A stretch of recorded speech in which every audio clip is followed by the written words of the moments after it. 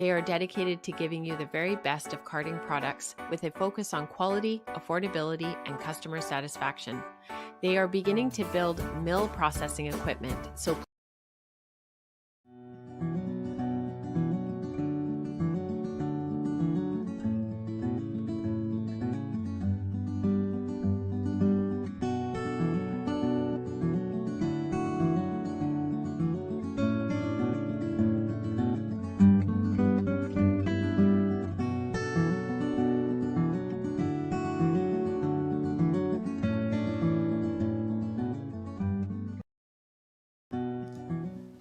welcome everybody.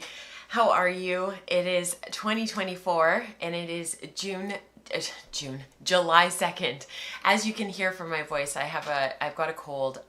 It's not terrible, but it's not awesome. So I'm just gonna see how long we can do the live stream today and how long my voice can basically do it. So welcome everybody. I feel like it's been a really long time, but it hasn't. It's just been a couple of weeks. We have done nothing. We've really tried to have a really super quiet couple of days, or couple of weeks actually. My brother and sister-in-law are here right now from Victoria, from the island, which is just off the coast of Vancouver, British Columbia, where I live. And yeah, it's been nice to see them. My niece's birthday is today, so we're celebrating with them later today. And yeah, we've got lots going on. Yeah, it is not July. It is January.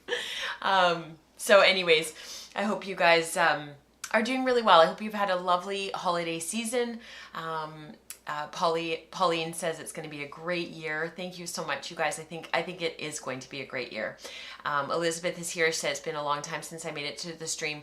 I was actually wondering how many of you guys are still on holiday. I know kids here aren't back until Monday, so they've still got this week off. And yeah, I was wondering how many people are sort of haven't gotten back to their regular routines yet. Rebecca says, hello, happy noontime from a blizzard in Rankin, but thankfully the Starlink is working, so that's wonderful. Wet and Wild here in Cornwall in the UK from Eve. It's so good to see you guys. Chat's moving too fast now, so I can't keep up. Before we get into everything, I just want to, I always forget to say anything, and so I've started putting it in my show notes so that I can remember. I'm wearing Albini by Orleans Souche. I knit this years ago. I was actually going to look up when I knit it because I was curious, to be honest, and I didn't do that before the show. So actually, if you guys will just bear with me for just a quick sec, I do kind of want to look it up because I've worn this sweater a lot. When I'm asked what my most worn hand knit is, it's probably this sweater, as well as my cat bells and probably a couple of other sweaters, but this is like right at the top of being most worn. And I'm heading to Winnipeg on Friday with my mom, which some of you know about. And so I finished this in November of 2020, so that is basically 3 and a bit years ago. It's worn quite well. I've had to sweater shave it a couple of times, but I'm actually thinking I'll probably take it with me to Winnipeg on Friday because I wear it so much. So yeah. And if you guys are curious about learning more about that project, especially for those who are newer to the community, it is fully hand spun. You can see photos and everything, and I just put the link in the live chat for you guys because otherwise I forget and we just never kind of get to it. To me being able to kind of show off the sweater, it just takes too much of the time out of the show. So awesome. Rebecca says their kids are back to school on Thursday. Oh, that would be awesome. Pauline says same in Canada. In the Netherlands where she is, they're back on Monday. I know most of Canada, anybody that I've spoken to, our family in Ontario, my friends in Ontario, friends in Alberta, they're all back on Monday. So yeah. All right, I wanted to share a little bit. I haven't done this for a little while because we've had such full shows and it's been so much, but I wanted to share with you guys a little bit about our holiday season. We do celebrate Christmas in our household. This is a photo of all of my kids' squishmallows welcoming Santa. So they set them all up on Christmas Eve on the couch. They leave notes for Santa and the reindeer, and They leave their carrots and everything. Yes, our kids still believe. I think our son kind of knows now, but he's been a really good sport about it. We went to a WHL game, Western Hockey League. There's a team here in Langley. We took the kids. It was their first hockey game. And then Nora had 2 tournaments for soccer. So they were just super fun. The one was called a jamboree. The other one they did call a tournament. They were both indoor, kind of futsal type style. She had a blast at both tournaments. She played like a champ, just incredible. And James has had a couple of practices with his friends. They've had a couple of gatherings of some of the team members on his team where they've just gotten together to play scrimmage, have lots of fun. So yeah, we celebrated Christmas Day with my mom. Christmas Eve, she hosted us. It's just the 5 of us here.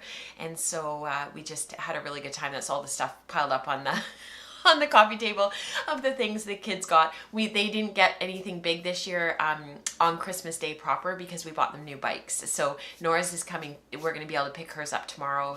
James got his back at Thanksgiving. So the kids knew there was going to be a box of Lego and just a couple of things in their stockings, and that was it. So that was a little bit of our Christmas. Oh, and for school, this is Nora's teacher that she's with here. They did a games thing to finish off the school year instead of doing a Christmas concert. It was great for the younger kids, but James's class, because they were grade 6, 7, they just weren't interested. And so it was actually kind of too bad because they really just kind of sat and goofed off the whole time. And that was really actually kind of too bad. So I wouldn't recommend, if you're a teacher doing Christmas games for the Christmas concert, quote unquote, I would recommend just do a concert. It doesn't have to be singing even. You can do readers theater. But the grade 6, 7s, it was just a little bit too babyish for them. So that was a little bit too bad. Yeah, new bikes. We all got new bikes. That was actually our Christmas gift to our family this year. Mike was able to find bikes for him and I, basically 50% off, the ones that we wanted, which was incredible. So we all have new bikes. My bike was 21 years old. Mike doesn't really have a bike. He got a free one off the side of the road that kind of worked. So we decided this year was the year. Anyways, thank you for listening. And following along with our journey as a family as we went through the holiday season. I would love to hear from you guys what you guys did. Yeah, Rebecca says our kids' concert was lots of goofy songs, and Diana's class did a Christmas cha-cha slide. That's awesome. See, that's so much fun, and it doesn't leave some of the older kids out. Kelly said they told everybody one toy, and if they insist additional presents for the baby must be books. Very good. Yeah, everybody abided except my aunt. That's great, Kelly. We did the same when the kids were babies. We really kept the gifts and stuff to a minimum because I just felt like we had so much already. It was better to just spend time together. So that was good that for the most part our family really kind of worked with us on that. I am lucky in the sense there isn't a lot of family, so we only have to work with just a few people. All right, let's talk a little bit about what's up and coming because I don't want to go into a lot of detail because quite frankly I don't want to waste my voice. But there was a couple of posts that have been posted over the last couple of weeks, particularly late last week, about what is up and coming in the wool and spinning community and what we're going to be working on. So we're going to be so Wool and Spinning Radio is released for January. We're welcoming 2024. Rebecca and I talked about what to expect from the Book of Yarn Designs and from our spin along deep study dive that we're doing over the next 2 years. If you're curious about learning more, please go to the post that I just posted in live chat so that you guys can learn more and learn how you want to participate. Because Rebecca will be doing sort of think of the Wool Circle as being the lecture portion of the sort of the course or the study, if you will. And then Spinning Staples, which is meeting next Wednesday for the first time in the new year, is going to be sort of like the seminar group. So for those who are kind of familiar with that language and that lingo, and if you have any other questions, please don't hesitate to reach out to her or I. We are happy to have a conversation with you and figure out what the best place is for you. Spinning Pearls will also be looking at the book. We've got Rebecca spreadsheeted it up, and we've got all this content that is covered, that covers the first, basically all of the book.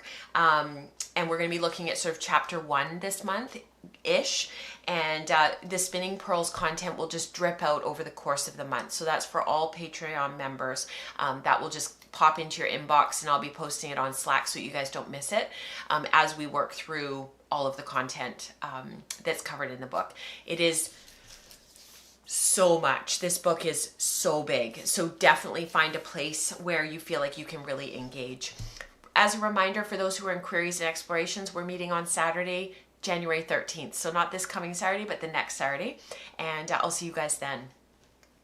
The other Patreon post that went up recently, and I'll pop this one in the live chat as well, was a quick vlog from me just welcoming 2024 and giving you a lay of the land. And that has been posted, and you guys can have a look at that as well. The other thing that we talked about in Wool and Spinning Radio this month was sort of our goals for the upcoming year. We ran out of time with the amount of stuff that we wanted to cover in the episode, so we're going to keep it going in February because really this stuff isn't just specific to January and starting a new year. We can talk about it anytime, so we'll keep going with that. And then part of this, the streams that Rebecca had kind of come up with, or the idea of this tracks idea of how you want to engage with the content as we work through Sarah Anderson's book, is the idea of a capstone, which we had talked about at the end of last year. So we'll keep that conversation going, and I hope that you guys find a way to engage and a way to jump in with all of us. Rebecca and I are really excited about this. We've been working really hard on this, and it's so wonderful to finally get to the point where we actually can start rolling stuff out. So thank you to those who've already jumped in and are super excited, because it's been really, really fun so far. If you're a member of the Slack community, which is part of the Patreon, just look for the tier Spinning Circle. You also, and in the Spinning Circle and anything above that you pledge on Patreon, you have access to all of these Zoom groups. So Spin Group meets every Tuesday morning at 9 a.m. before the live stream, whether it's the Wool Circle or the regular podcast. They meet, and Glenda posts those links every Tuesday morning, so you can jump in at 9 a.m. Pacific. And then there's a spin group that Eve started that's for Europe and the Southern Hemisphere, and they meet on Thursdays at 8 a.m. Greenwich Mean Time. So it's not Pacific. It's like 12 midnight or 1 a.m. Pacific, something like that. Fiber Prep group and Weaving group alternates. So 1 week is Fiber Prep, 1 week is Weaving group, and they meet on Fridays at 8 a.m. Pacific. If you're not working on Weaving or you're not working on Fiber Prep, come anyways. It's a lovely group of people. And then book club, we are currently doing Demon Copperhead. We didn't wind it up at the end of December after all, and because it just became an availability thing, and Rebecca had a blizzard that day and couldn't get internet, and like it was just one of those days. So we're gonna have our final discussion on Sunday, January 21st at 12 noon Pacific, and we'll wrap that book up, and then we'll start looking at a new book after that. So welcome everybody. If you are just starting Demon Copperhead, that's totally fine. You can jump in with the discussion at the end of the month. Oh, thank you, Eve. She said 8 a.m. GMT is midnight Pacific. Thank you so much. Rebecca says the different tracks are really great for the year of, for the Spinner's Book of Yarn Designs, because I need to stop sampling and actually finish a project. I hear you. I hear you for sure. All right. I've already covered all of this, so I just am going to pop this up just so that you guys have a chance to read through it really quickly for those who are new to the community and are just figuring everything out. So have a look at this screen, maybe screenshot it if you have your phone right near you, and then you can have a look at it. Have a look at the post that I posted in the live chat as we've been chatting, and also the show notes are down below with all of the links. And you can dive deeper, get in touch with me and Rebecca if you have any more questions. So I hope that that helps. I don't want to keep repeating myself every single show and going through everything, because it does get a bit repetitive, and there's enough information out there and enough posts and whatnot that I hope that you guys can find the information where you need it and what makes sense for you. So definitely let me know if you're continuing to look and not finding what you're looking for. The other thing I wanted to say was, If you go to Patreon and the Spinning Staples tier is full, or you go to Studious Spinner because you want queries and explorations and spinning staples, and that is full, just send me a message because we might have capacity. Okay. If not, I will put you on a list, and when we do have capacity, I will get in touch with you. So all is not lost. All right. Let's get into the bulk of the show. I wanted to start off today with looking back a little bit at 2023. I do find this really helpful for myself to sort of have a sense of accomplishment as the year comes to an end. And then I have a couple of projects, the one behind me, that are in progress that I wanted to chat about. So let's do that next. A thank you to our sponsor, Brother Drum Carter. They are dedicated to giving you the very best of carding products with a focus on quality, affordability, and customer satisfaction. They are beginning to build mill processing equipment, so please stay tuned. Be sure to check out the new products on their website and follow them on Facebook and Instagram at Brother Drum Carter.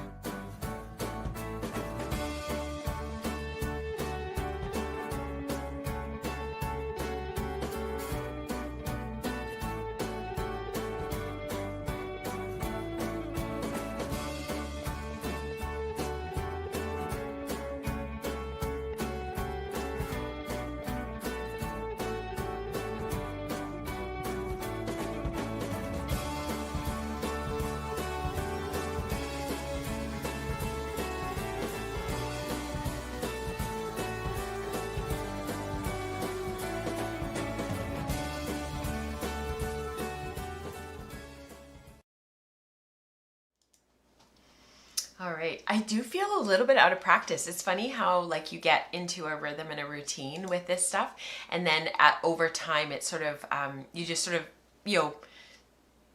know where to find stuff, know what to click on and whatnot. But I think it's because I'm not feeling 100%. I think just this head cold and stuff, which I'm hoping clears by Friday, having to fly.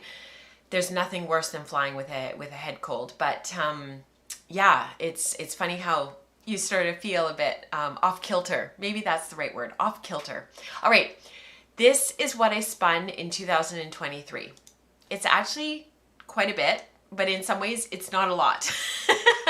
And I just realized that my Jingle All the Way yarn, which is in the bottom middle there, the red and white with the bells, I wanted to show that to you guys in real life because I haven't showed it on the podcast yet because I made it after I made my other one.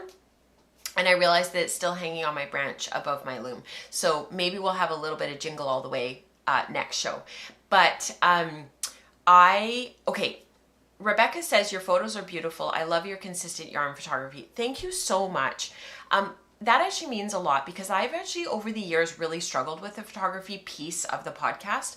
I feel like I've really, and not, sorry for the pun, but I felt like I've really over the years been spinning my wheels when it comes to the photography piece, always feeling like it's not good enough.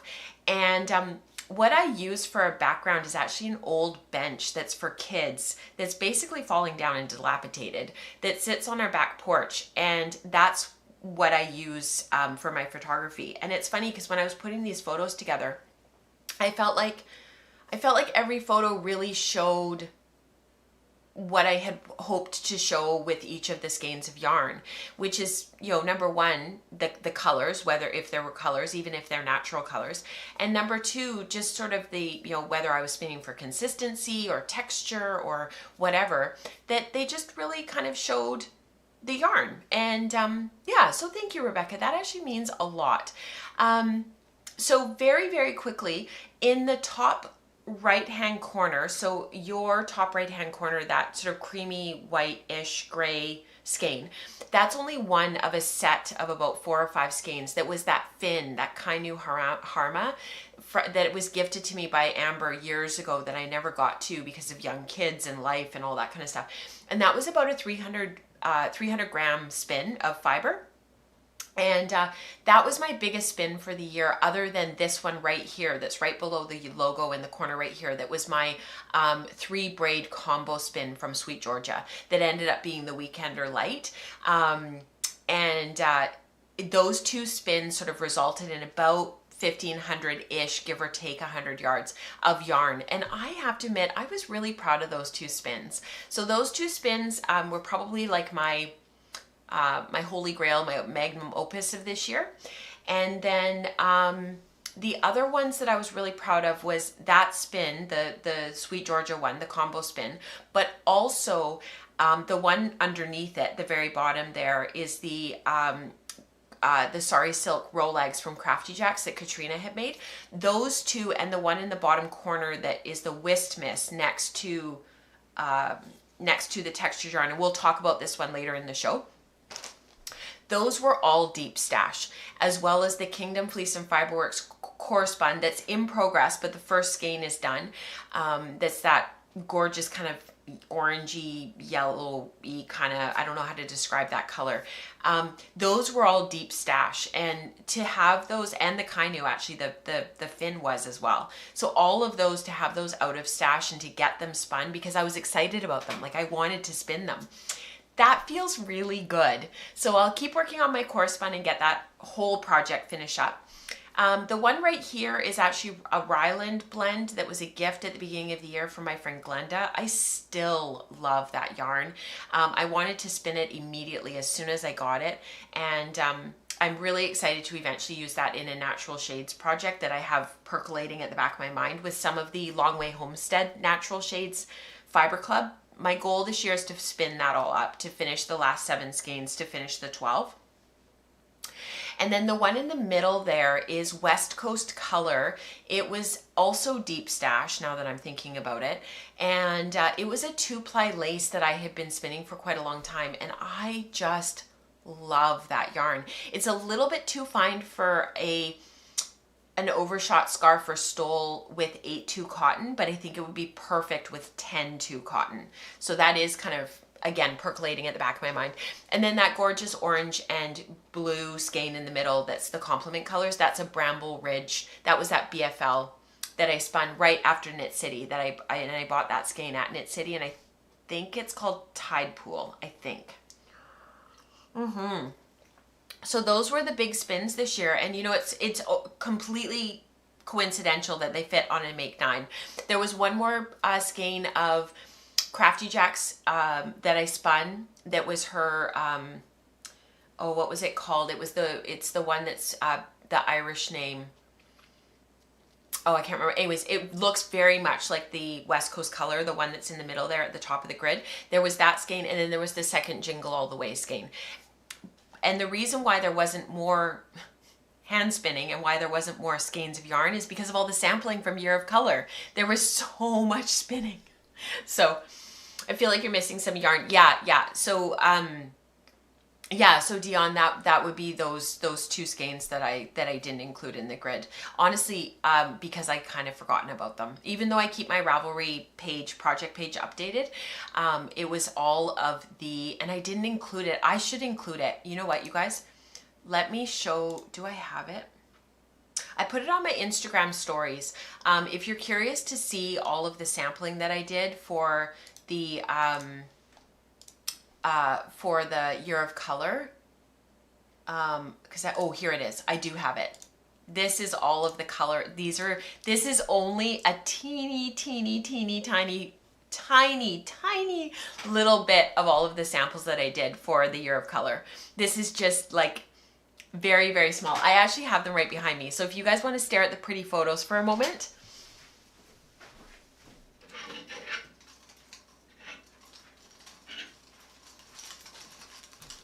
It's actually kind of fun to get up because then you see Albini as well. These are all of the samples that I did for Year of Color. So there's all of these. It's just like, I don't even think I can show them all to you guys. It's just like color, like all of these that I did. Warm yellow versus cold yellow. Warm reds versus cold reds. And then magenta.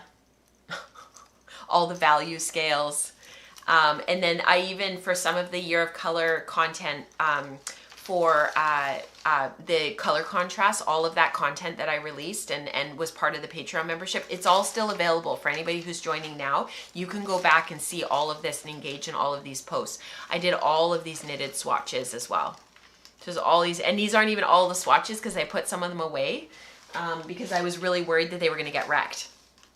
And then there's all of this stuff, all of the naturally dyed color wheel, all of this stuff. There was the color wheel that I did with the new colors, and then the color harmonies. It just goes on and on and on, seriously. And then there's the stuff that I did toward the beginning of the year. All of my initial sampling. Just like, it's just crazy. I totally get why people get really obsessed about using their samples, because now I have like all of this stuff. It's like, what do you do with these? Like, do you leave them like this? Do you know, I know some people like, Rebecca's a really good example. Like, she wants to work with all of her samples. So that was part of the reason why there wasn't more big spins this year. And I'm totally okay with that. Because one of the things that all of this sampling did for me, and one of the things that kind of going back to basics almost, and doing all of the sampling and all the spinning and putting it all in the Spinning Pearls content for the past 11 months, because I didn't do any spinning for December. I did sort of a sum up instead, because, you know, life, and it's nice to look back. It really reinvigorated my creativity. And I talk about that a little bit more in Woolen Spinning Radio with Rebecca. She asked a couple of probing questions that really helped me to articulate sort of some of that. But I'd been really struggling with my overall creativity for the last few years, even if that doesn't seem evident on the podcast necessarily. I often was feeling like I was just going through the motions of continuing to make, knowing that it would sort of eventually come back with the vim and vigor that it was sort of 10 years ago. And I think doing all these exercises and just taking it back to basics really helped with that, and really kind of reinvigorated me to remember why I started all of this in the first place. Not just my making and my creating, but why the podcast, why Patreon, why invest the time in doing all of this. And it really, this past year really helped me to be able to sit down and articulate why. It's one thing to know that you're on the right path. It's another thing to be able to articulate why. So, yeah. Rachel's mini skeins are so much cuter than mine. And then Diane says everything of Rachel's is cuter than mine. You guys are you're so kind. Yeah, Diane says, unbelievable, Rachel, you get an A+ along with some of the other blenders and spinners. Absolutely. Some of the stuff that some of you guys created as well. Like, I remember all of Amanda's samples, Dion's samples, Rebecca's samples, Alberto's samples. I mean, it's insane what we were able to create this year. The Year of Color was what I'd actually really like to do. I'm going to plant this seed so that Rebecca hears it. What I'd really like to do is come back to the Year of Color in a few years. So like after we're done the Spinner's Book of Yarn Designs, I'd really like to come back to the Year of Color and see how our approach maybe has changed. Yeah, I think that was a capstone project in itself. Absolutely.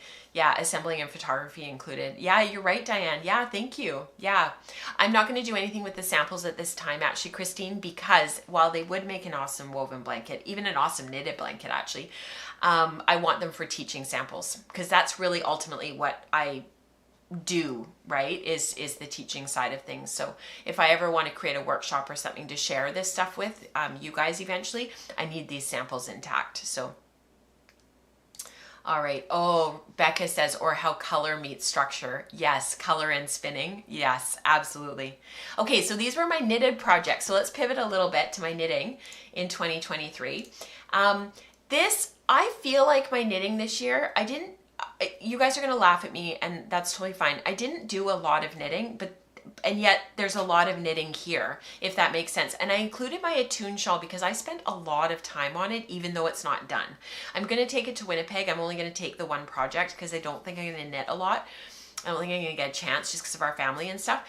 But I will be able to knit on the plane, and I am going to take it with me, and it's not done. But I did include it. So what really struck me about my sweaters that I did choose to knit this year was how knit intensive they were.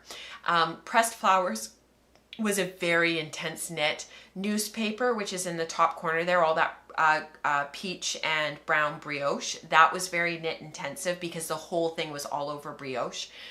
Weekender Light, because I was using a finer yarn at a finer gauge, it was very knit intensive, but it went relatively quickly. I got sick, and so then I just knit like the wind. And then Trinnigan, which is in the bottom middle there. Trinnigan was really interesting because I still call it, by Becca, good to see you. I still call it my grape jelly sweater, but I quite like it. And I was so adamant at Fibers West with Rebecca about buying that pink yarn. And I remember her saying, like, what are you thinking? And I just was so adamant about it. And it ended up being one of my favorite things that I made this year. My most worn sweater of this year was Mandolin, which is in the corner there, the green one. I've worn that a lot. It is quite big, it's quite baggy. The sleeves are a little bit too long, but I do wear it a lot. I have worn it a number of times. And then I had a repeat this year. I knit the mini mock tank in the center of the grid. Nora took it. I did wear it a couple of times before she took it, and I have worn it a few times since, but she really wanted one, and that led to this one here, which is her mini mock tank, which she's worn a lot, and it's that blacklight activated yarn from Ginger Snap, and that was just a fun knit, and it was so fast.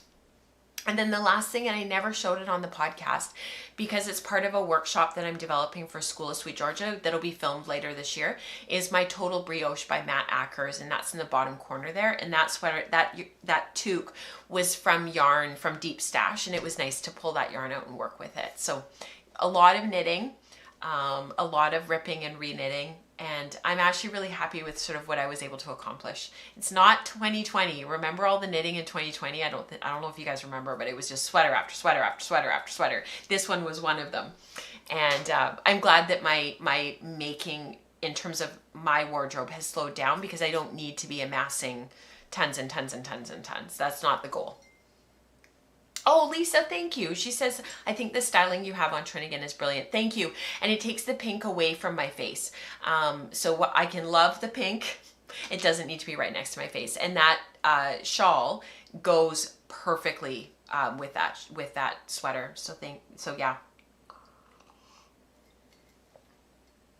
Yeah, that's so true, Dion. She says if we come back to the year of color, your sample preferences may have changed. That's so true. Okay, and then the final thing that I did in 2023 was all the weaving. Lots of blocks, lots of unit weaves, summer and winter, and then of course Overshot, lots of Overshot. And we'll talk more about this one right here that's in the Aquas colorway from Malabrigo 855. We'll talk more about this later, but that one is off the loom. And then a lot of tea towels. So I actually figured out when I was putting this all together, I wove over 45 yards this past year, because between all of the tea towel projects that were 11 yards each, the stoles 3 yards each, multiple stoles, multiple warps, it ended up being a lot of weaving. So this one up here that's my summer and winter is not off the loom yet. It's sort of in progress, but I still included it because it was part of the weaving that was done. I gifted my mom her Huck Spot towels that are pictured in the middle there. She loved them, and I made hers quite scrappy, and yeah, she really, really liked them. So my favorite thing that I made this year, I think, is probably my Rustic Elegance towels that were in the bottom middle there, and I included an in-progress photo as well. Those I gifted a couple of them to teachers and stuff at the end of last year, and I just was so pleased with how those came out, and they're probably my favorite. And that was a pattern from Jane Stafford. There's kits available for you to purchase. So yeah, that was it. 2023 in the bag. A lot of making, a lot of stuff I'm really proud of, and I feel like I grew a lot. I feel like I really challenged myself with some of my projects, and I was able to make in sort of a year that was really, really busy for us, where our extracurricular activities for the kids really ramped up, and there was a lot to manage. So I feel like yeah, I feel like my projects really reflected my sort of renewed creativity. It's a lot of making. Yeah, just the weaving alone, Christine says it's a lot of woman hours. It's true. Yeah. Diane says, I'm starting to suspect that you and Megan, she's talking about Megan Likey, have cloned yourselves. One does the jobs, the housework, the cooking, and the children, and the other one does the knitting, the weaving, and the spinning. Wouldn't that be amazing if there was two of me? Or if I had 4 arms? Yeah, thank you so much, you guys. I really appreciate it. And it's fun to share this stuff with you guys here because, you know, I think in my life anyways, in my regular life, I don't think there's necessarily an appreciation from my friends and family. It's not because they don't appreciate who I am or what makes me me. It's just that appreciation of handmade and spending our time doing our projects and being very, you know, thoughtful about what we're choosing to make. So yeah, thank you. All right, incredible projects over the years, Rachel. Thank you so much, Dana. That's very kind.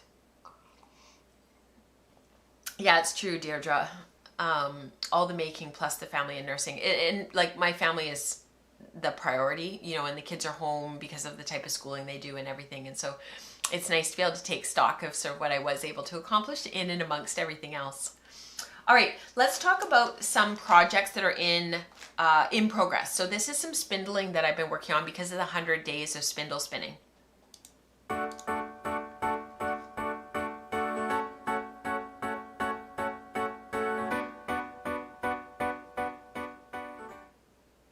So on Instagram a couple of days ago, or maybe a week ago now, Maxwell Spins on Instagram, he posted, I think that's his username. I'm sorry, Max, if I got your Instagram name wrong.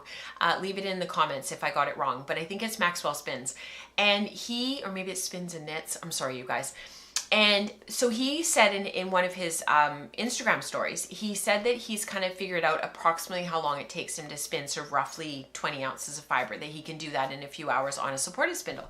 And I was like, oh, I've never like timed myself. I have no idea how much I can spin. So I still haven't timed myself. However, I've been steadily working on my gradient set. So I showed you guys this last time. And I think I have some better photos here. So let me just see if I have some better photos. Yes. And this is from Katrina. This is Crafty Jack's Boutique. And this was 100% BFL. And as I've been hand carding these to make little row legs to spin on my supported spindles, like I said last time, I've been adding in some sparkle. And this has been really fun. And it's been a really fast project because these little bundles of fiber are only a couple of ounces each. So they actually spin, I've got a whole bunch of tags on there. They actually spin really, really, really fast. And I can, you know, card up just, you know, by loading my hand carder and then doing some roll legs off of the hand carder rather than pulling out my blending board and going to all of that fuss and bother. I've just been, you know, painting the fiber on, putting a little bit of Firestar, painting a little bit more fiber, and then taking them off with the dowels. And it makes about 4, sometimes 5, and they're just spinning up so quickly. So like yesterday, I had color number 4 of the 11 to spin, and like it just kind of spun up and was done. So I finished off this spindle. This one is Nitty Naughty UK. I have 2 of these. They're Tibetan spindles. I finished up this one yesterday. Hopefully the camera will shift for you guys. And this one, I actually have a second one that I filled up as well a number of days ago. And so these 2 are filled up. And then I started filling up this one yesterday. And this is my Volchuk art from, she's a Russian maker. I bought this years ago. And I don't think that you can get her spindles right now. But this one's in progress. And I'm not sure how I'm going to show this to you guys. I've been posting about it on my Instagram. But I started off with this, oh, it's coming undone. Let me just fix it. I started off with my Silly Salmon, and then I went to one of my Mirkwoods, and then I kept going, no, that's not right. I went to my Nitty Naughty UK. I've been keeping these in order. And then I went to my Mirkwood, and then I went to my 2 Goddess spindles for Christmas because they're both Christmas themed. I don't know if I'm going to be able to hold on to all of these. And then I went to my other Mirkwood. And then I've got these 2. So I'm just kind of filling them up as I go. And then my plan is to wind them all off, sort of probably not one at a time. Well, maybe one at a time. I'm going to chain ply. So that's kind of my plan. I don't usually chain ply woolen spun yarn. So I'm just going to be very, very, very gentle in the plying process. But the thing is that I really want to keep the gradient intact. And I could have planned it, and I could have done a 2-ply and all of that kind of stuff. And there could have been, you know, all of this forethought and so on and so forth. But honestly, for the 100 days of spindle spinning, I just wanted a project that I could just start and spin. So I'm keeping them all organized in a vase that I don't really use anymore, that was a gift for our wedding, that's quite, I probably wouldn't, I would never have purchased for myself, but is quite lovely. Tulips are one of my favorite flowers. That's why it was given to me. Anyways, I'm keeping them all in here. I was doing some sampling on my Inoxia spindle and my Hound Design spindle over the holiday for that workshop for Sweet Georgia that I was mentioning. And so I've just been keeping them all in that vase. And this is some other sampling that I'm also doing for that workshop, but on separate spindles. And I have been spindling a lot. So I was wondering if you guys are doing 100 days of spindle spinning. It ends on March 10th. I missed a couple of days, just life, you know, things happening. But I've been really trying to stay quite committed to it. And I actually, because I finished the previous color yesterday, I need to get this carded up today so that I have the next batch to work on, hopefully later today. So I've just been really progressing through that really quite nicely. It's been really fun using the spindles, kind of spinning one colorway and then moving on to the next one. And I've been trying to leave, if you notice, there's a little bit of the new color on top of the old color, and it's just so that I can keep them in order, knowing which one's next. I'll report back whether or not that worked or not. Lisa says she hasn't missed a day yet. It's always the best part of her day. Isn't it though? I know. I feel the same way. Suzanne says that she is as well. She actually began her own last summer and she's just continued. That's awesome. She's doing a gradient spin as well. That's fantastic. I'm so glad to hear that you guys are doing that, that you're continuing to work through yours as well. I think that's really fun. And the more we celebrate spindles and the more we go to spindles, the more we'll all feel really successful with them. And it won't be, I feel like when I first came back to spinning after not spinning for several years and then coming back after Nora was born, and picking it up again, there was definitely like two camps. There was the spindle spinners and the wheel spinners, and they didn't really mix very much. And now I feel like it's just all fluid and we all do kind of everything, which I think is really, really wonderful. And it's wonderful to be able to support the spindle makers out there, whether you're, you know, whether it's a supported spindle or a suspended spindle or a Turkish spindle, like whatever it is that you love to work on. I just love that there's so many options and that people are supporting them, because then they'll be there.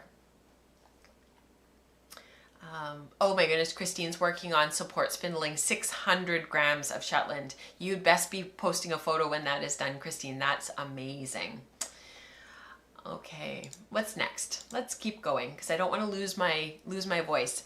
So I don't have my Jingle All the Way yarn, but I think I have photos to share with you guys. So let me see if I can find those.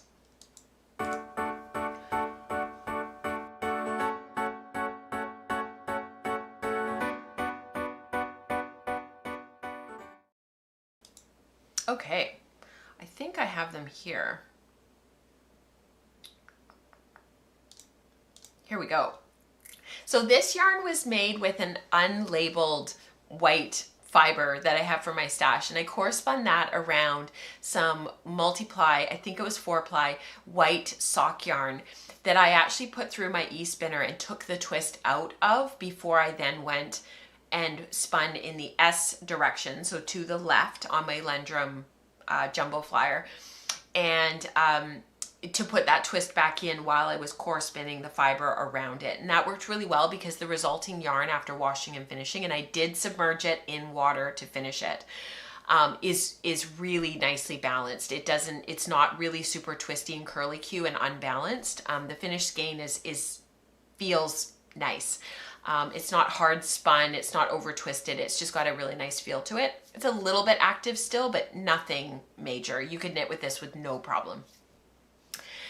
The bells I threaded onto 8-2 cotton, just white, and I threaded them all on ahead of time. And I was really concerned, compared to the yarn that I talked about last show where the bells were quite a bit smaller, I was really concerned that these bells were going to get really tangled, especially those big gold bells that were at the bottom there below the green bells. And there's a really good photo of one here on the bobbin. They're quite big, and they fit through the guide on the flyer arm, and they fit through the orifice of the Lendrum jumbo flyer, but they didn't fit through the little guide where you turn the corner on the flyer. So I bypassed that, and then I had to kind of use my thumb to just pop them through the sliding guide. And it actually worked really super well. And they're quite big, they're quite bulky, but they're not heavy. They're cheapy dollar store bells. And the overall effect is really nice. And I actually got like quite a bit of yarn for this one. The first Jingle All the Way yarn, there wasn't as much yardage as I thought that I had made. But this one I got a fairly decent sized skein. And it was really, really fun to make. And yes, the wheel jingled the whole time. And yes, it was a bit there was a lot going on. And the one thing I will say though about because the bells were bigger, the red, gold, and green bells were a little bit bigger, and then there's those big jumbo gold bells. The 8-2 cotton was a little bit heavier. So as I was holding it in my pinky finger while I was core spinning, there was a couple of times where I had to guide the bell onto the yarn and actually like physically move the bell up the yarn onto the core spun to get it to actually like commit, because otherwise it would just jump around where my pinky was. It would just jump around on the 8-2 cotton between where it needed to wrap around onto the core spun and my pinky, and it would just kind of jingle back and forth on there, and I had to kind of like push it onto the yarn to get it to like flip over the yarn and onto it to grab the twist. I don't know if that makes sense, but if you do it yourself, you'll know what I'm talking about. This was just super fun, and I'm glad that it's over. I'm glad that I did it, and I'm looking forward to looking for some bells next year and maybe doing this again. It was just really fun to make, to be honest. So the other spinning that I finished was Wistmas. So this has been in my deep stash. I had 2 braids of this plus one that I had already spun. But my first one was spun quite differently. It was still a 2-ply, but it's not as fine, it's not as even, it's not as nicely spun, I'm just being honest. So what I did with this was, because it had been braided up in my stash quite tightly since 2015, this is club fiber, a club colorway from Sweet Georgia from 2015. No, you know what? I think it's 2014. I'm almost positive it's 2014 club, because I remember when I looked at it, I was actually kind of shocked. Oh no, it's 2015. Okay, yeah, it is 2015. I thought I had a tag right here, but I don't seem to have it. Like I seem to have misplaced it. It's here somewhere. The office has been a little bit of a dumping ground this year. Yeah, 2015. It's been it's kind of gotten a bit of a dumping ground, because we've had family, and we've had, my brother and sister-in-law have a dog. So he's been in the house, so we kind of just dumped everything in here, and now I don't know where anything is, because, you know, cleaning up is so great for organizing where everything is. So because it was quite compacted, it had been in my stash for a really long time, and it's 100% BFL. It's not superwash, it's regular BFL, not treated. And you guys know how I feel about BFL. It's one of my most favorite fibers to spin, just on autopilot, completely at the wheel, in the moment, nothing fancy. Just, it's one of the fibers that I come back to when I'm looking for a snack spin, as Becca calls them. And so what I did was, because this braid was quite, it wasn't felted or fulled or anything. It was just the fibers had been braided up like that tightly for a long time. So I threw it on my hand card and I dizzed it off. And this is a technique from Kim McKenna.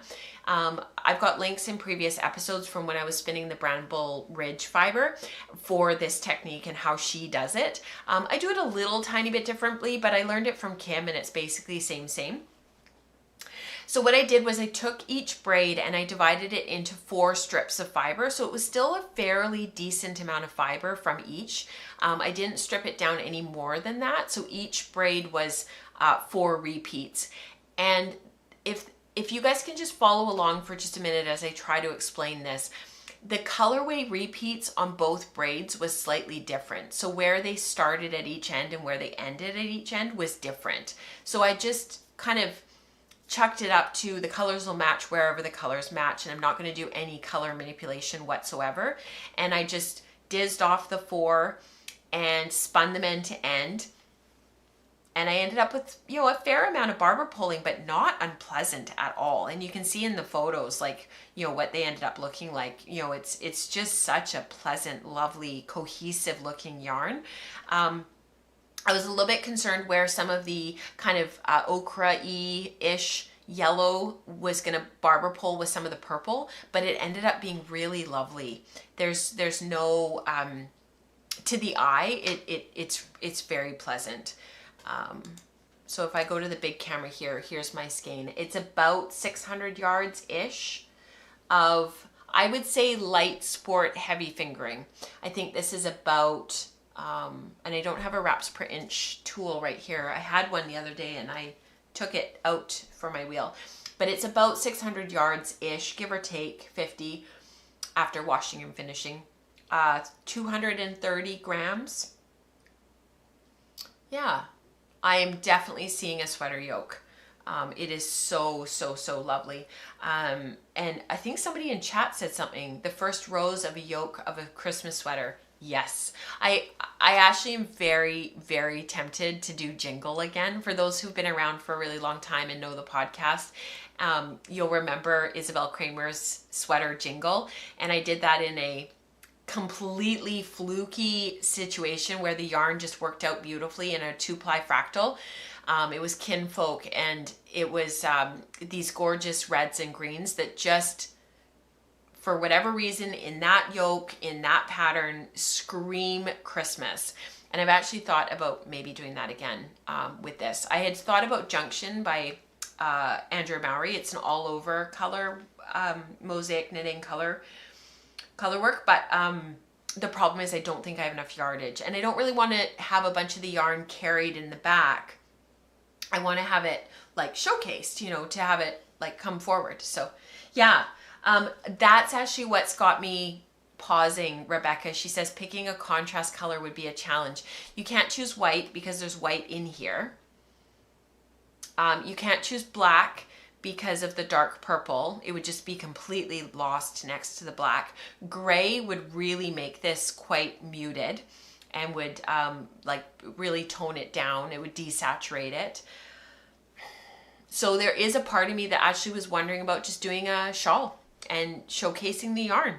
So I'll keep you posted. I'm really excited about how it turned out. Yeah, medium dark gray, maybe light seafoam. No, seafoam green wouldn't work. There is green in this, but it's very olive. A very olive green. Ochre yellow maybe, but I don't love ochre. I don't love ochre yellow with purple, and you'd have a problem wherever the ochre and the skein came up. I almost kind of think you need to use this yarn on its own, but we'll see. We'll see. And I love what the barber pulling does in the finished fabric, because like Christine says, it'll marl the fabric, and it'll if I showcase the yarn, not a knitted pattern, and just do something really vanilla, the yarn will really sing. So we'll see. The other thing is overshot. Weave with it. So that's the other thing that I'm thinking about. All right, let's talk about knitting.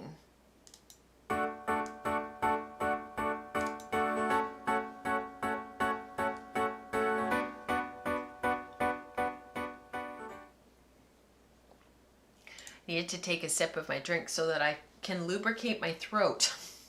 It's getting dry.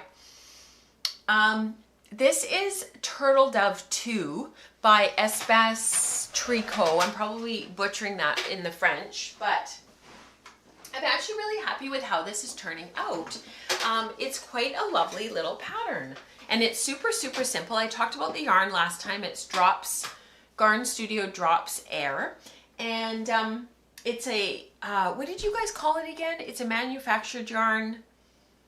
You had a name for it, because it was like an I-cord. It's got baby alpaca and merino. It's just it's not an expensive yarn at all, but I've really enjoyed knitting it. It's kind of like coming out like a poncho.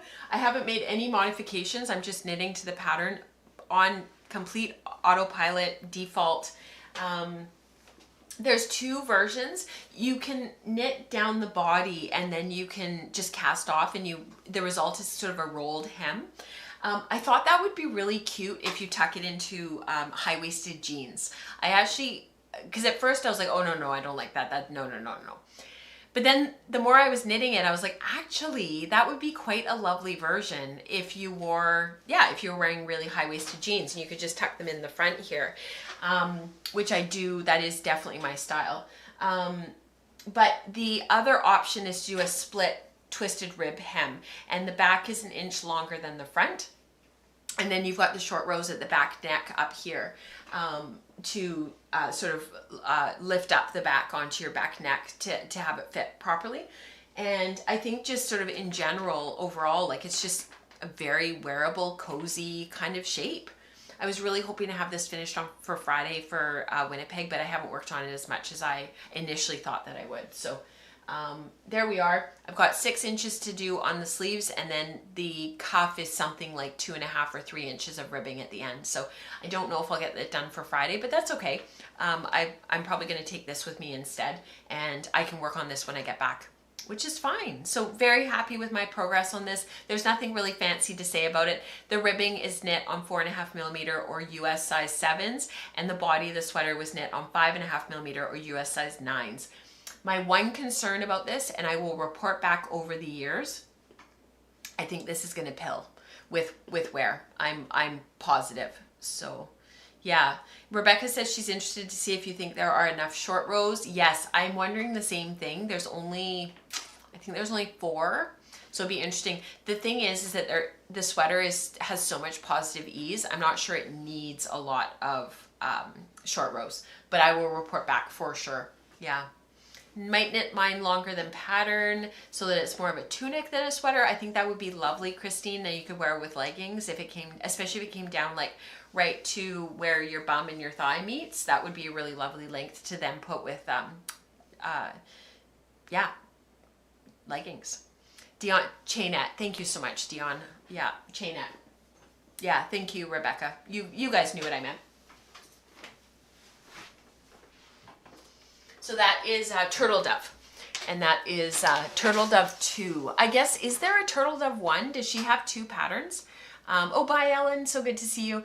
I don't actually know. I'm not super familiar with her patterns, but is there another one? And it's called Turtledove, and then there's the Turtledove II. I'm just curious. I would love to know. All right, and then the final thing I wanted to share with you is something I pulled off the loom yesterday. So let me share this with you.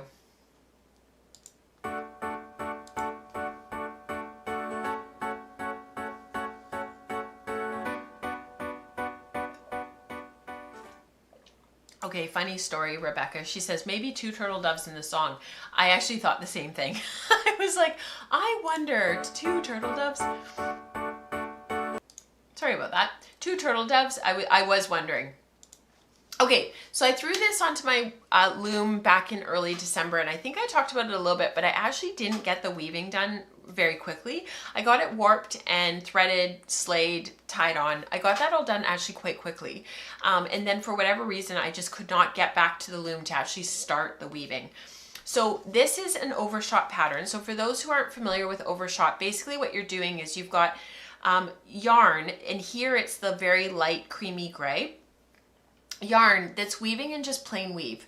And so you've got, over one, under one, over one, under one, just plain weave, 1, 2, 1, 2, and very, very simple. But what you've got going on over top of that, and over top of that plain weave background, and that's called the ground, is some sort of patterning.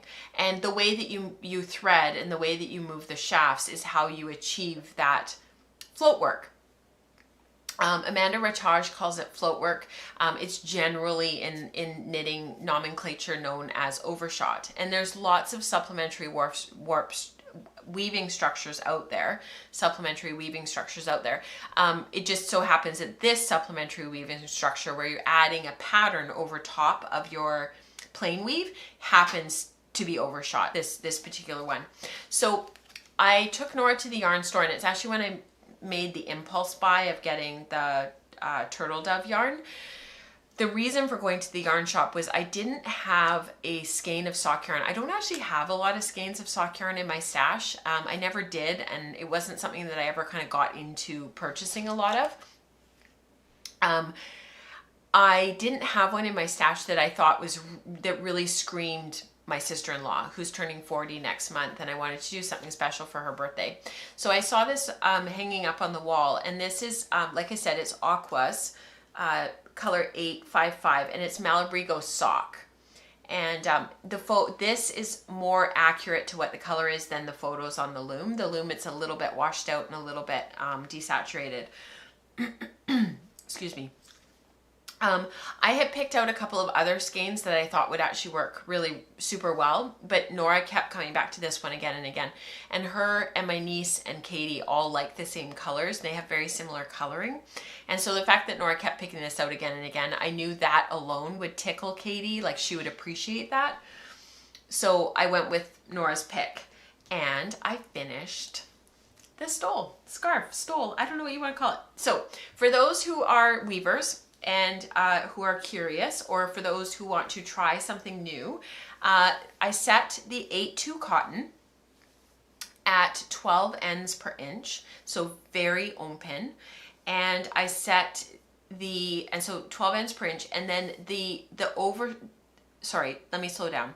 The warp is set at 12 ends per inch, and then the weft is 24 picks per inch, 12 picks per inch for the tabby, for the 8-2 cotton, and 12 picks per inch for the Malabrigo.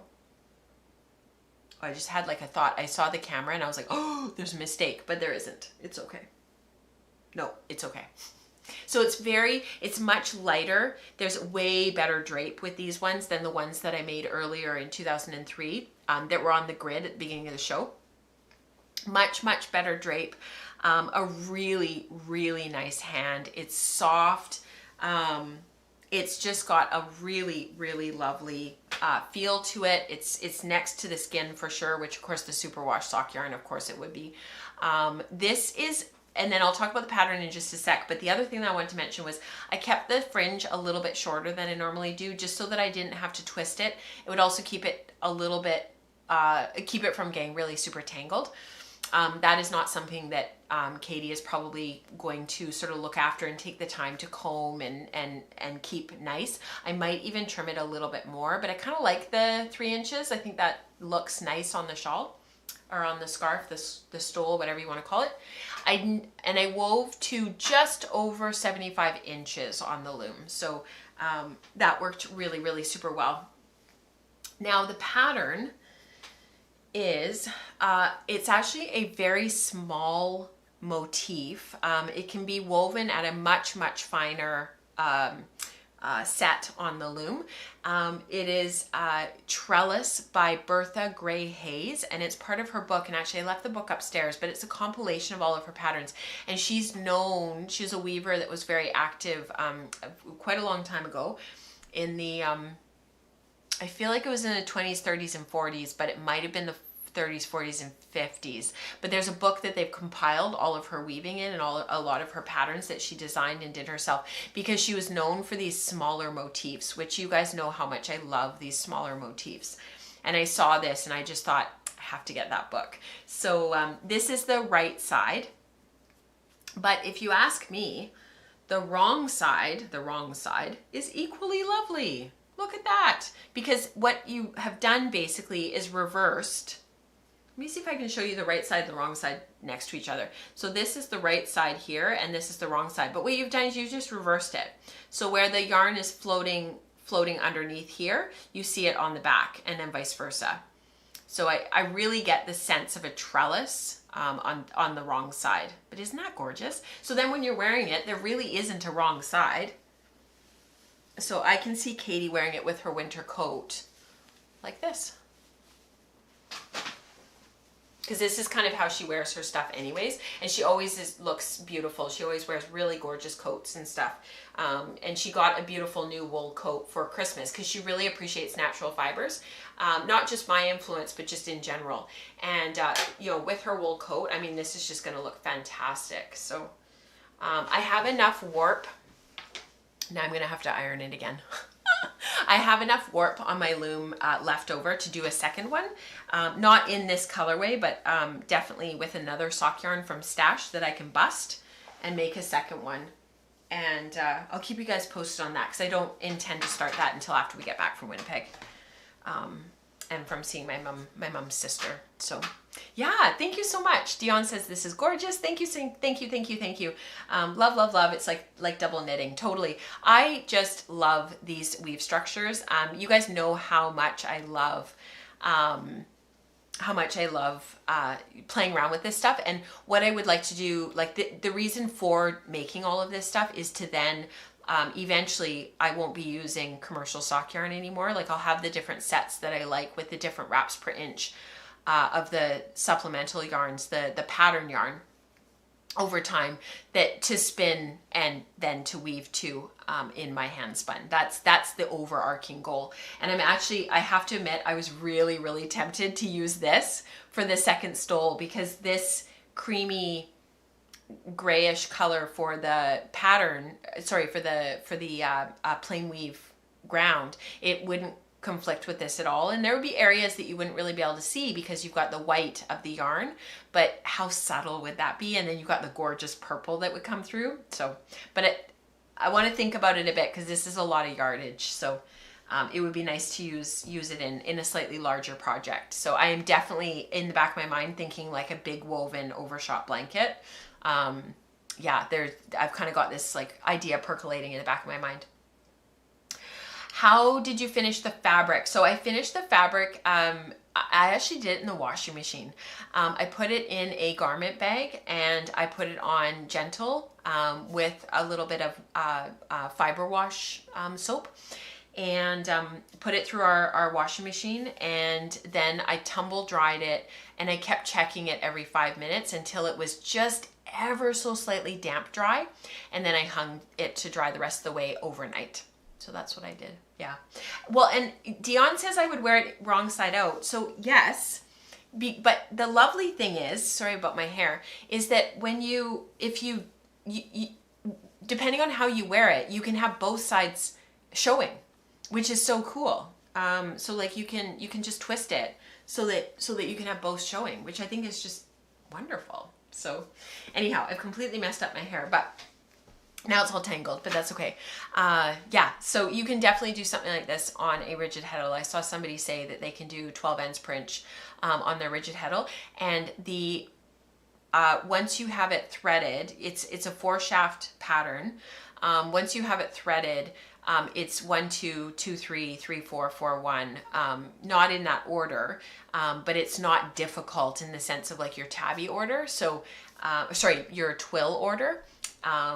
And the woven pattern itself, to get those circles and to get that effect and to get these, I think of them as like little baubles, the circles here, it's the same shot over and over again. It's 1 1 1 1 4 times. You know, this through here to get this circle here is 3 3 3 3. So not the weaving itself is not challenging, and it was really easy to remember the pattern. Yeah. Yes, I did machine wash it. It's machine washable, and I wanted the cotton to shrink. I wanted it to draw in and to pull that yarn, pull the superwash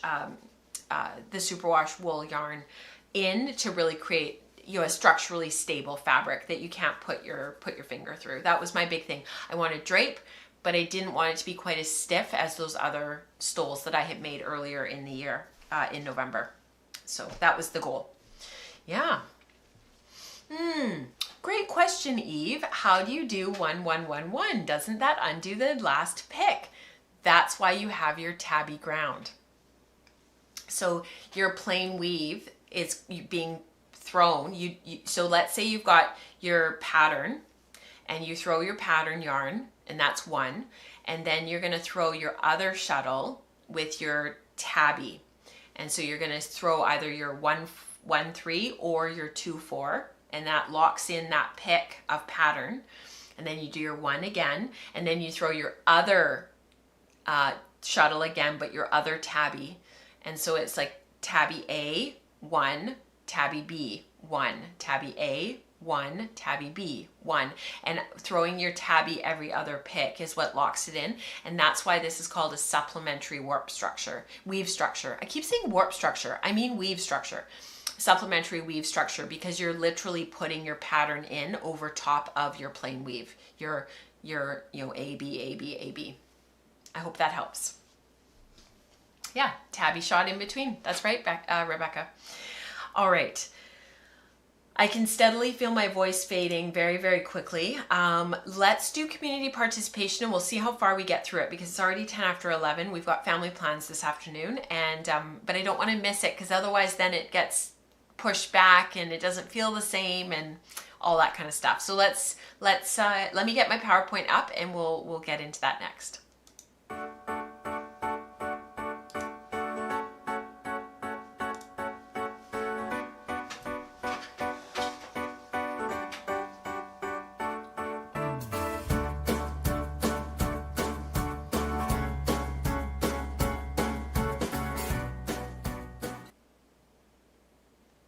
Christine says, la la la la la, stop thinking about table looms. I know, it's so hard, right? And that's why I used to do Welford Weaves as a separate show, so that those who aren't quite at the weaving stage yet or quite ready to sort of jump in with weaving, or maybe didn't want to do it at all and really were quite firm that they're, a spinner and maybe a knitter. But I can't do the post-production.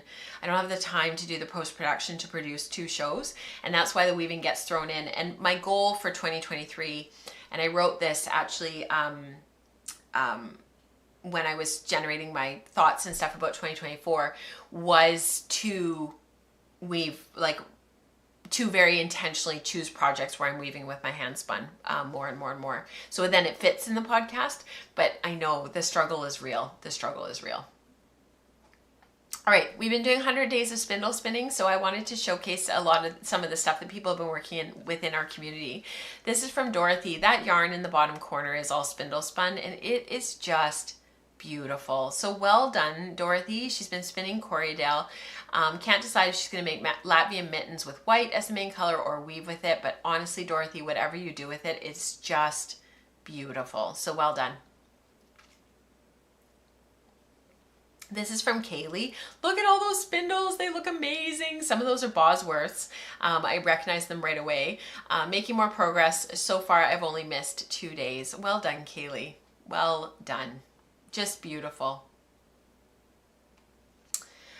This is from Dion. So she's getting ready for our yarn structure. A couple of years on yarn structure from Sarah Anderson.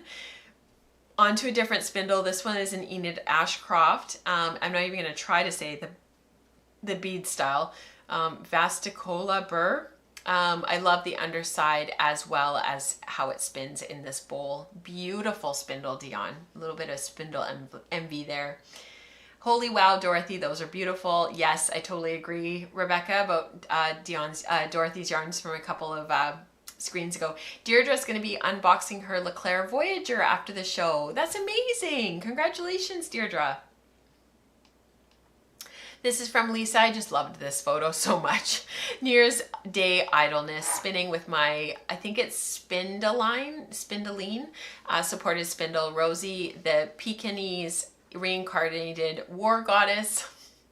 Some nice merino silk from Napa Valley Fibers. Beautiful. I know Lisa always says that about their dog.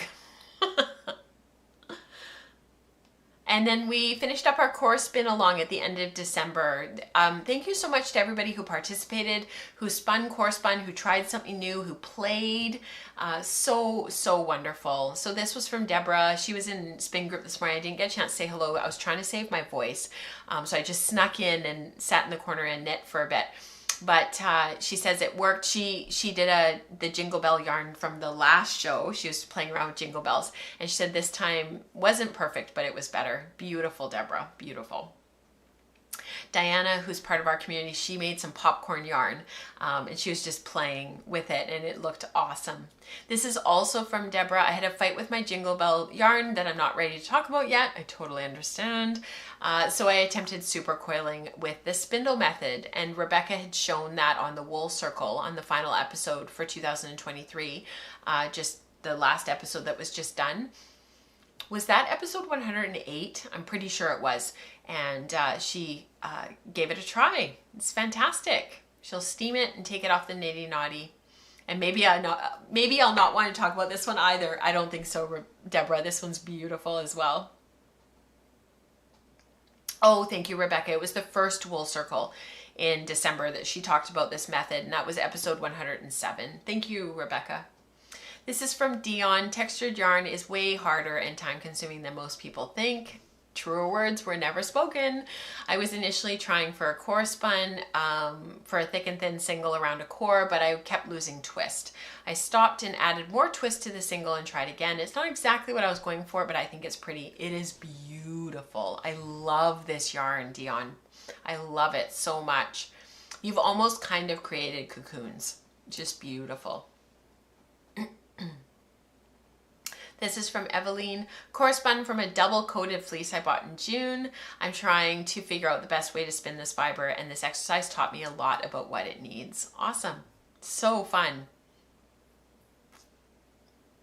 All right, and then this is like the general stuff that everybody's making and sharing. This is also from Eveline. She's been posting quite a bit about this blend. She's been using up some of her stash fiber and carding it together, making rolags and whatnot and spinning, and then making socks. So final FO for the year. Ran out of yarn nearly on the second sock, so it's 10 rows shorter than the first one, but they're for my mom. She's short, so her pants are always going to be too long, so no one's going to notice. I love it.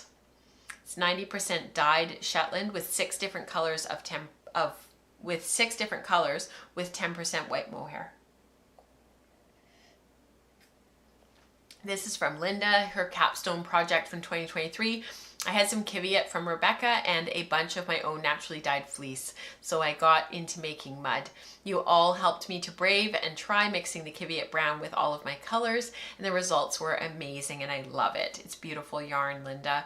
I ended up with 1,400 yards of fingering weight, and I hope to make a simple raglan sleeve sweater to show off the color story. Yes! Rebecca says, wow, Mom, I didn't see this yarn spun yet. Gorgeous.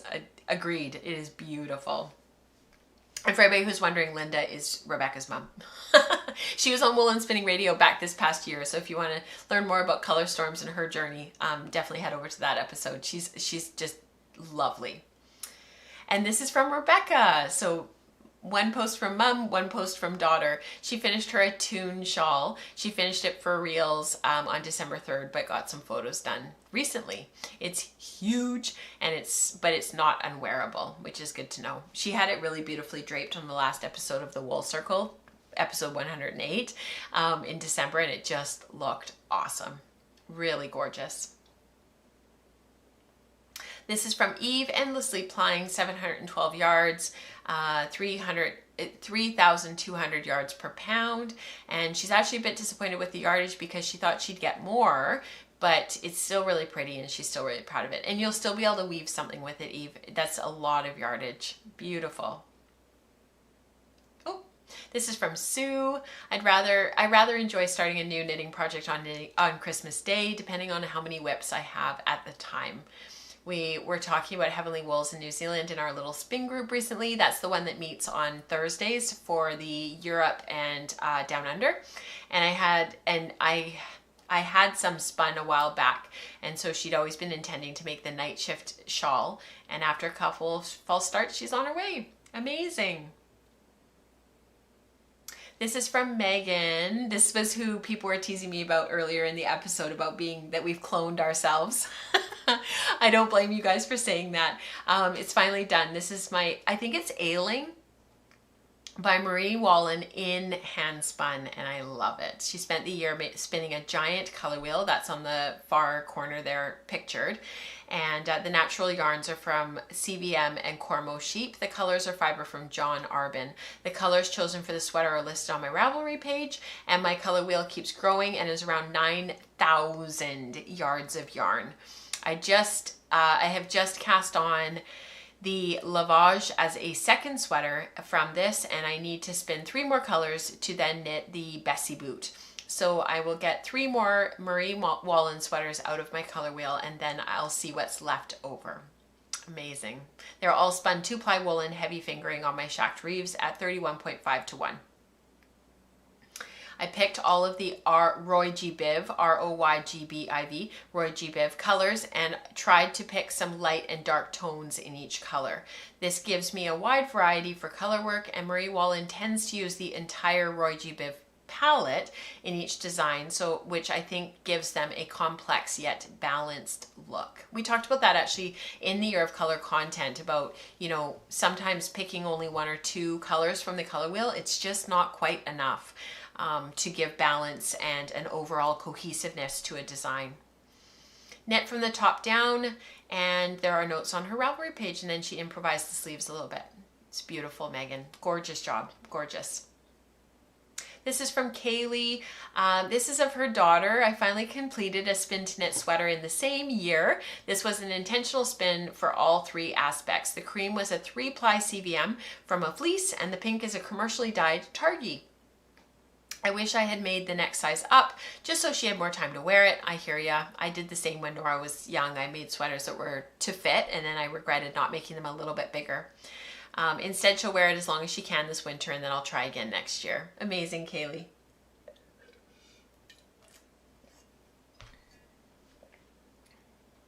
Oh, thanks, Kelly.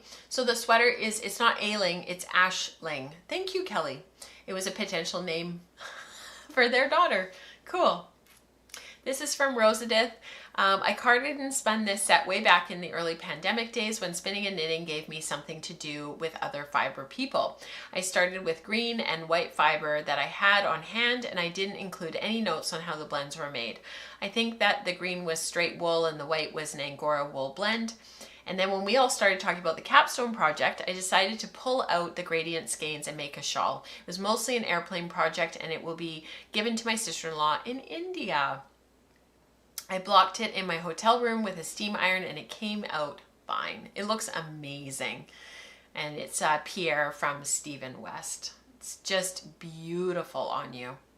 I'm happy that your sister-in-law is getting it, but it is very flattering on you as well, Rosadith. Thank you so much, you guys, for sharing all you do and for doing all you do, for ringing in the new year with so much positivity and enthusiasm for what's up and coming. If you have any questions about the Spinner's Book of Yarn Designs and our study of the book that we're going to do over the next couple of years, please don't hesitate to get in touch. And I hope in the meantime, over the next couple of weeks, that you guys have lots of time to make and to rest and to get ready for the new year. We have the Wool Circle next Tuesday, same time, same place, for those who are part of the Wool Circle on Patreon. And until then, I wish you all a very, very, very happy new year.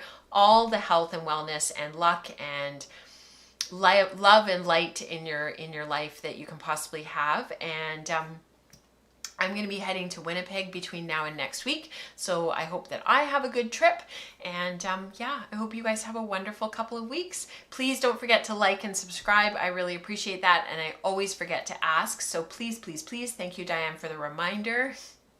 And we'll see you guys in a couple of weeks for the regular podcast. Have a wonderful couple of weeks, everyone. Bye for now.